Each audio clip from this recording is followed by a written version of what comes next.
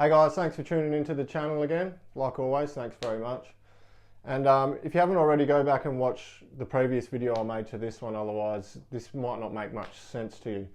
But on that last video, I just want to say thanks to the people out there who left their comments. As you know, I'm gearing up to go and take these songs I've written live, and I asked, for you guys to put what has been some of your favourite songs over the past few years that I've written that you think would be awesome to listen to live or for me to play live. And I just want to say a big thanks to the people who left their comments and stuff like that. I really appreciate it.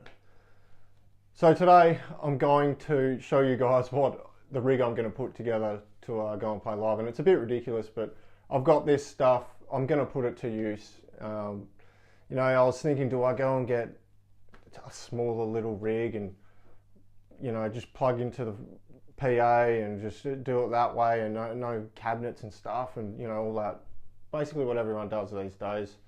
I was like, nah, stuff that.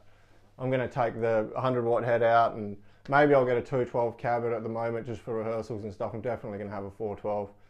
There's a few changes I need to make to the board, and I was contemplating, do I use the Diezel or do I use the ENGL? And this past week, as I've been just going over and doing the songs, I've been going through playing both amps, and I'll explain why I've come to the decision I have. But anyway, let's get into it. Alright guys, so I know not everyone's into this sort of thing, but it's part of my personal process of putting together a rig to go and gig with and play these songs. And I want to get a road case made up for one of these heads, because just to protect it and all that sort of stuff. So I had to decide which one. I'm not going to use two because that's ridiculous. It's ridiculous enough using one of these, right? You don't need it, but I'm going to use it. I have it. Why not? Otherwise it's just going to sit in this room, right? And no one's ever going to hear it other than across YouTube. So I want to get them out and get them cranking. And so I decided I had to go with the Diezel, right? So I'm getting a custom road case made up. This dude over in Melbourne. That should be here in a couple of weeks. And this is a great amp. Sounds really good. It doesn't have the low end that the Diezel does, especially when you crank the master up like that really loud volume. This thing turns into something else. I mean, it sounds great where it is, but when you crank it, damn, it's sick. It just takes on this whole other thing and it comes alive. It's just fantastic. Also a great amp, very loud. Doesn't have the low end that the Diezel does. It's not as articulate and brilliant sounding high gain as the Diezel. It's a bit more grainy, a bit more saturated in the distortion. Great amp, but I still considered it until I had to, because they're both programmable. So what do I mean by that? So I got this foot switch, right?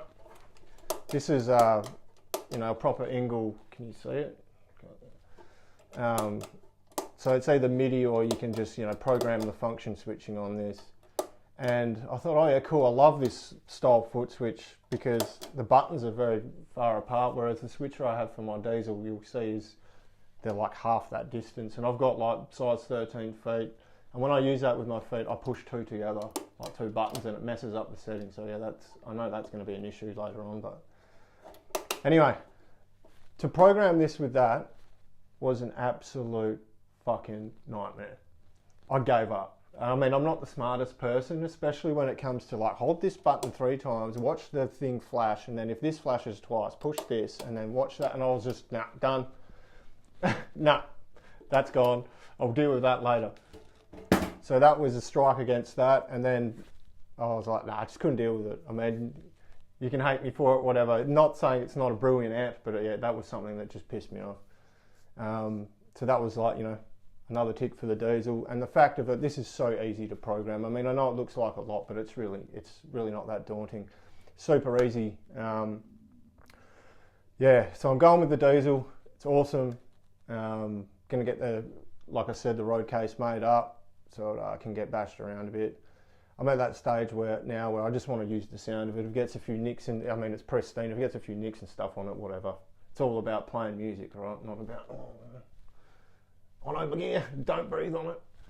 But I was like that, but now I don't care. As long as it's protected and it sounds good, let's move on with it. And I'm sure you guys are going to love hearing that live when you come and see it. All right, so we'll move on. I'll show you my board, and right now the board's set up to be like just in here for recording, so it's not really set up to go. Basically, I run everything on anyway. So there's a few things I'm going to take off there, a few things I need to add. For some of the songs that I've chosen to play, I need certain things on there. So let's move on to that now, I'll show you. Alright guys, so I'll show you my board, and I tried to get the amp and the switcher in the same shot, just so I can show you guys how I program it, and you can kind of see what's on my board. I mean, I've got like the tuner. One thing I don't need and I can take off is going to be this, is the amp switcher. This is what I use in here to switch between the two amps, but obviously I don't need that. Everything else I do need one of my favourite songs that I really like playing is Swamp Witch, and in the first guitar solo, it's got a wah pedal on it, so I'm going to put my Dimebag Darrell Crybaby on that board. It only gets used for one song so far that I've decided to play, but it's a necessity for that song, for that guitar solo, so that's definitely going on there. And the Diezel is relatively quiet, even when it's fully pumping. It's just got some sort of idle hum, which is normal, but I'm not really going to know it right until I'm in a room with different power and it fully cranked. So I'll bring a noise gate, test it out. It's just a Boss NS2. You know, I'm not really a big fan of these. They do suck a bit of tone, but I'll see what it's like at the rehearsal space, and I might need this. But yeah, I don't use a lot of pedals. You can see I've got the chorus ensemble, the CE5, that just runs into the channel insert for channel 1 on the Diezel, just to add a bit of chorus for the clean. And then I've got the TC Electronics Flashback Mini, and it's nothing crazy, it's just to add a bit of air around the notes for when I'm playing leads, and that's programmed into the channel insert of channel 4. So with the Diezel actually has, well, if you want to call them effects loops, there's 6, right? Most amps only have 1. So it's a 4-channel amp. It's got a channel insert or effects loop for every channel. It has a series effects loop and a parallel effects loop, which is also programmable to be global across the whole amp. I did use that because sometimes I'd put the delay on the cleans, but from how I've got it set up, I don't need it like that, so it's only going to be running for the channel 4 for when I'm playing solos. So those two pedals will run on all the time, and they basically just like come in and out as I'll change through. So channel 1, if you can see over on the amp, there's 2 lights on, so that's channel 1, and the channel insert light is turned on. So that's programmed, right? So if I come over here, turn that off, right, and then hit store. This is how easy the Diezel is to program. Hit store, let it flash once, and then turn it off. Over on the board, it's programmed to channel 1, so now the light is off, the channel insert is not engaged. So then I say I want to come back over and move to the channel 3, the rhythm section, which is always completely dry, no effects, it's my rhythm tone. It's just channel 3, you can see no channel insert is engaged or effects loop.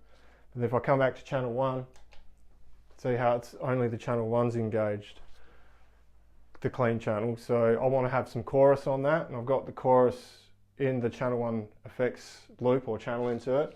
So I'd switch that on, hit store, let it blink, and then hit store again, turn it off. So now if I come back over channel 3 and then come back to channel 1, the channel insert should be programmed to come on. So I can just hit that clean channel, the chorus is coming on with it, and yeah, that's how easy it is with the Diezel. That damn ENGL just pissed me off, so yeah, that's how easy it is. The Diezel is awesome. The thing that I don't like, and like I was talking about before, is this damn MIDI switcher.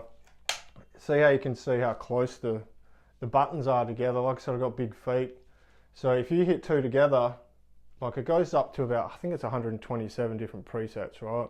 So if you push two together, these two together are -10, these two together are -5, and then +5 and +10. So if I want channel 1 and then I want to go to like, you know, channel 3 and I accidentally hit 4 at the same time, it's going to take me to 6, which I don't have programmed. It's just come through on the amp like that. So it's like, damn, then you got to like, hang on, do I go back -5 to get to 1?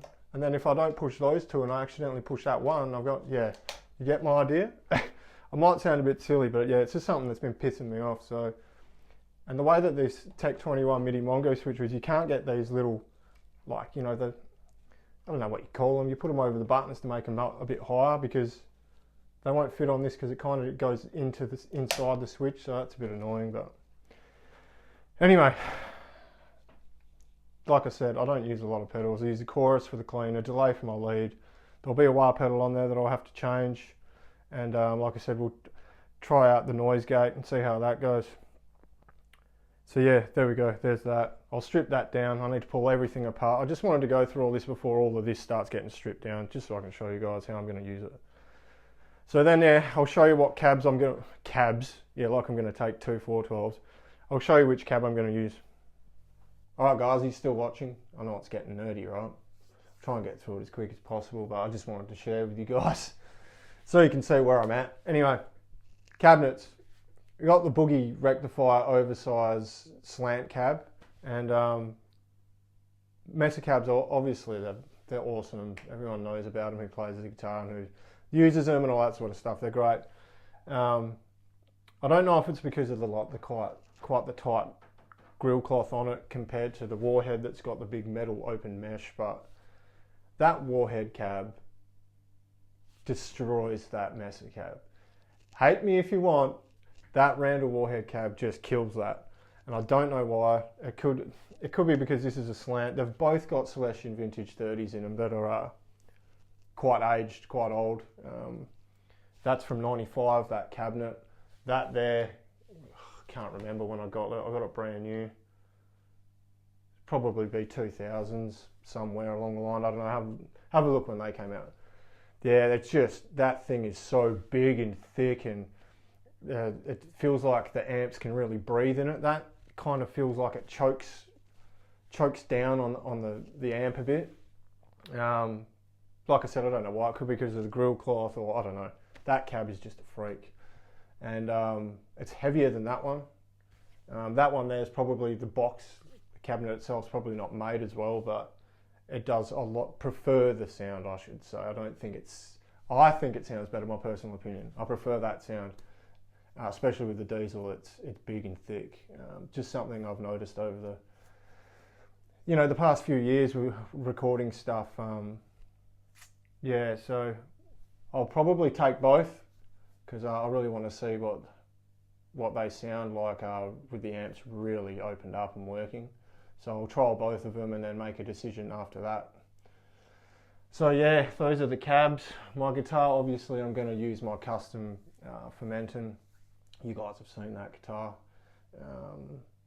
And yeah, that's what I'm going to put together.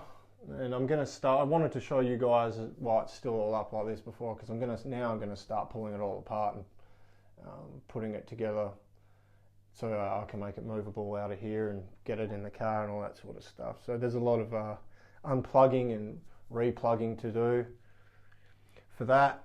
And yeah, thanks for checking it out. And next week I will be in the rehearsal space.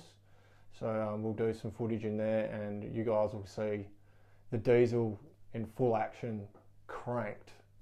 And like I said, that thing, when it's the master level on that power amp is opened up, it becomes a totally different monster. It sounds awesome.